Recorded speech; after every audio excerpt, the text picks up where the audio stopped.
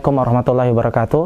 Para sahabat Bangka Pos dan PLN dimanapun Anda berada, Alhamdulillah berjumpa lagi di kegiatan Kultum hari ini, yaitu kuliah 7 menit sebelum menjelang berbuka puasa. Para sahabat sekalian, kita ketahui bersama bahwasanya puasa adalah sebuah kewajiban yang diwajibkan oleh kaum muslimin dimanapun kita berada. Hanya saja di sana ada orang-orang, sebagian kaum muslimin yang mereka berpuasa tetapi tidak sholat. Nah, bagaimanakah hukum puasanya bagi orang yang berpuasa tapi tidak sholat? Maka jawabannya adalah, pertama-tama, sungguh sangat disayangkan ada orang yang berpuasa tapi tidak sholat. Karena sholat adalah ibadah yang sangat penting, bahkan merupakan standar ukur keimanan seseorang. Rasulullah SAW pernah bersabda dalam sebuah hadisnya, beliau mengatakan, al-ahdu bainana wa bainahum as-salah, faman tarakaha faqad kafar. Kata beliau, perjanjian antara kami dengan mereka adalah masalah sholat. Barang siapa yang meninggalkan sholat, maka dia telah kafir. Maka hadis ini sebenarnya adalah hadis yang sangat menakutkan bagi kaum muslimin yang meninggalkan sholat. Statusnya ibaratnya seperti telur yang berada di ujung tanduk. Sehingga para ulama mereka memiliki dua pendapat atau qaul tentang orang yang meninggalkan sholat. Di antara mereka berpendapat bahwasanya orang yang meninggalkan sholat hukumnya kafir. Ini sebagaimana pendapatnya Imam Ahmad dan pendapat-pendapat imam-imam sebagian dari kalangan imam kaum muslimin.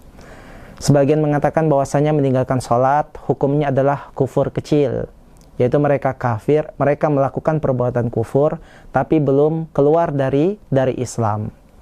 Maka terlepas dari mana pendapat yang benar, meninggalkan sholat apakah hukumnya kafir besar atau kafir kecil, ini menunjukkan bahwasanya meninggalkan sholat adalah bahaya yang besar. Kalau seandainya meninggalkan sholat karena menganggap sholat itu tidak wajib, maka para ulama sepakat bahwa hukumnya mereka keluar dari Islam, karena dia telah mengingkari salah satu rukun Islam yang pertama, yaitu rukun Islam sholat. Dan para ulama berbeda pendapat tentang orang yang meninggalkan sholat karena malas, tapi masih menganggap kewajiban untuk mengerjakan sholat.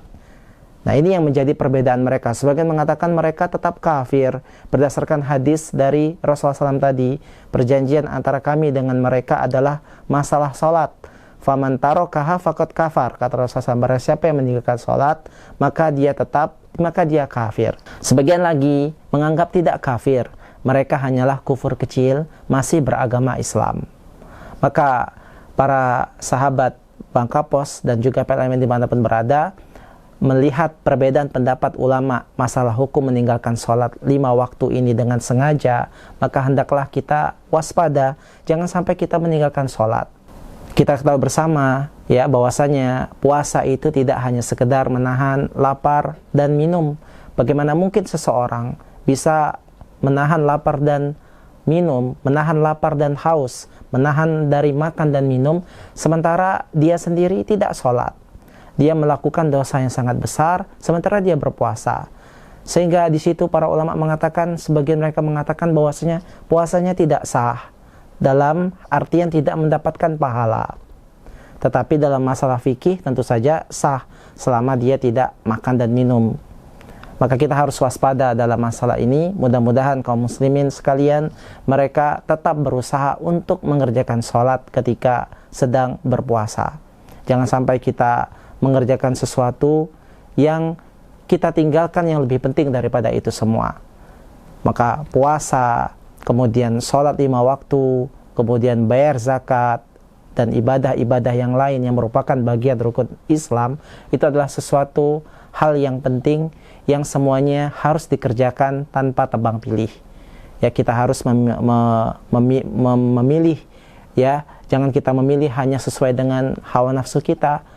Tetaplah dia berpuasa dan tetaplah dia menjaga sholatnya agar dari ibadah puasanya diterima oleh Allah Subhanahu wa ta'ala. Mungkin ini saja pesan dari kami, mudah-mudahan bermanfaat. Tetap mengerjakan sholat dimanapun Anda berada. Seberapapun besar dosa kita, seberapapun diri kita, tetap mengerjakan sholat. Walaupun kita adalah pendosa, tetap harus sholat. Jangan sampai kita mengatakan nanti saja sholat, nanti saja karena saya masih banyak dosa. Tidak, karena sholat itu adalah sebuah kewajiban yang harus dilaksanakan. Mudah-mudahan dengan itu semua kita bisa tetap berada di jalan yang lurus walaupun kita pernah melakukan dosa. Ini saja, wassalamualaikum Muhammadin wa ala alihi wasallam. Assalamualaikum warahmatullahi wabarakatuh.